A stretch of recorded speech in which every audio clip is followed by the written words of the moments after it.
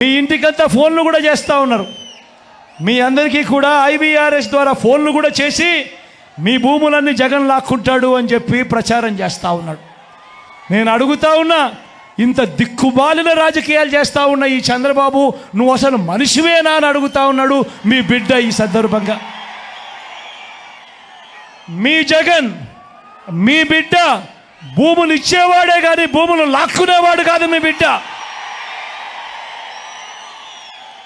అసలు చంద్రబాబు నాయుడు అడుగుతా ఉన్నా, అయ్యా అసలు నీకు ల్యాండ్ టైటిలింగ్ యాక్ట్ అంటే ఏమిటో తెలుసా చంద్రబాబు అని అడుగుతా ఉన్నా.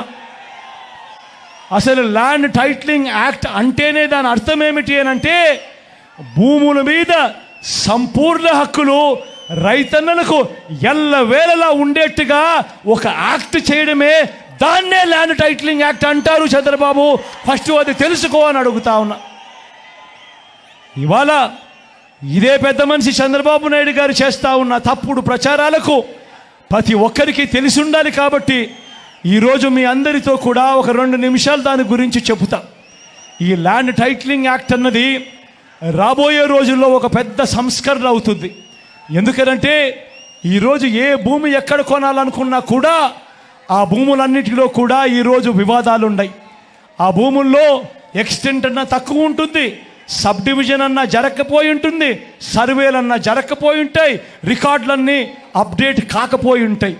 వీటి అన్నిటి వల్ల భూ వివాదాలు పెరిగి ఇవాళ రైతన్నలు, ప్రజలు అందరూ కూడా కోర్టుల చుట్టూ తిరిగే కార్యక్రమం, అధికారుల చుట్టూ తిరిగే కార్యక్రమం జరుగుతూ ఉంది.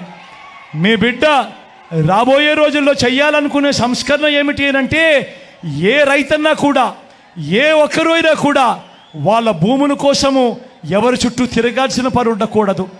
ఏ కోర్టుకు వివాదాలకు సంబంధించిన ఏ కోర్టుకు వెళ్లాల్సిన పరిస్థితి ఆ భూముల మీద వాళ్ళకు సంపూర్ణ హక్కులు వాళ్లకు కల్పిస్తూ, ఆ భూముల మీద ఏదైనా వివాదం ఉంటే ఆ వివాదాన్ని గవర్నమెంట్ గ్యారంటీ ఇస్తూ, వివాదం లేదు ఈ భూములు అని చెప్పే ఒక సంస్కరణ తీసుకుని రావాలని మీ బిడ్డ ఆలోచన. మీ బిడ్డ ఆలోచన ఆ భూముల మీద ఏదైనా వివాదం ఉంటే ఆ వివాదానికి ఏకంగా ఇన్సూరెన్స్ కూడా చేసి ఎటువంటి వివాదము కూడా ఉండకుండా చూడాలి అనేదే మీ బిడ్డ. టైటిల్ ఇన్సూరెన్స్ కూడా చేసి ఎటువంటి వివాదము లేని టైటిల్స్ ప్రతి ఒక్కరి దగ్గర ఉండాలి అనేదే మీ బిడ్డ లక్ష్యం. కానీ ఇది జరగాలి అని అంటే మొట్టమొదటిగా జరగాల్సిందేమిటంటే, రాష్ట్ర వ్యాప్తంగా జరుగుతూ ఉన్న సర్వే పూర్తి కావాలి. 100 సంవత్సరాల తర్వాత అప్పుడెప్పుడో బ్రిటిషర్లు సర్వే చేశారు.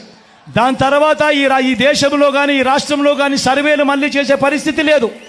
ఈరోజు మొట్టమొదటిసారిగా మీ బిడ్డ గ్రామ సచివాలయాలు తీసుకొని వచ్చి అందులో ఏకంగా 15,000 సర్వేయర్లను కూడా అందులో పెట్టి ఈరోజు మీ బిడ్డ 100 సంవత్సరాల క్రిందట జరిగిన సర్వేను మళ్ళీ మీ బిడ్డ ప్రతి ఎకరాను కూడా సర్వే చేయిస్తూ ఉన్నాడు. రైతుల కోసం సర్వే చేయించడమే కాకుండా వాటికి సంబంధించిన సరిహద్దు రాళ్లను పెట్టిస్తూ ఉన్నాడు, రికార్డులన్నీ అప్డేట్ చేయిస్తూ ఉన్నాడు, సబ్ డివిజన్ చేయిస్తూ ఉన్నాడు. చేసి ఆ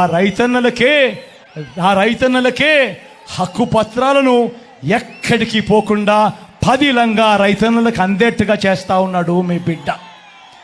ఇవన్నీ కూడా పూర్తయిపోయిన తర్వాత కానీ రాష్ట్రంలో 17,000కు సంబంధించిన రెవెన్యూ గ్రామాలుంటే ఇప్పటిదాకా 6,000 రెవెన్యూ గ్రామాలు మాత్రమే పూర్తయ్యాయి.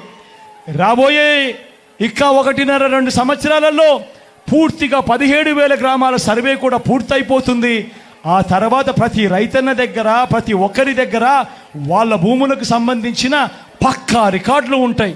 సర్వే చేసిన భూమి ఉంటుంది, సరిహద్దులు పాతిన భూములు ఉంటాయి, రికార్డ్స్ అన్ని అప్డేట్ అయిన భూములు ఉంటాయి, సబ్ డివిజన్ జరిగిన భూములన్నీ కూడా పూర్తి హక్కులతో ఆ రైతన్నులకు, ఆ పేదలకు, వాళ్ళందరికీ కూడా వాళ్ళ దగ్గర ఉంటాయి. అటువంటి పరిస్థితిలో ఆ పరిస్థితి వచ్చిన తర్వాత ఈ ల్యాండ్ టైటిలింగ్ యాక్ట్ తీసుకొని వచ్చి ఏ స్థాయిలోకి తీసుకొని పోతామోనంటే, ఆ భూములకన్నిటికీ వివాదాలు ఏదైనా వస్తే ప్రభుత్వం గ్యారంటీ అని చెప్పే పరిస్థితిలోకి తోడుగా ఉండే కార్యక్రమమే ఈ ల్యాండ్ టైటిలింగ్ యాక్ట్ అన్నది. ప్రతి ఒక్కరూ కూడా తెలుసుకోమని కోరుతూ, చంద్రబాబు చెప్పే అబద్ధాలు, చంద్రబాబు చేసే మోసాలను ఏ ఒక్కరు కూడా నమ్మొద్దు అని చెప్పి ప్రతి ఒక్కరిని కూడా ప్రార్థిస్తా ఉన్నా.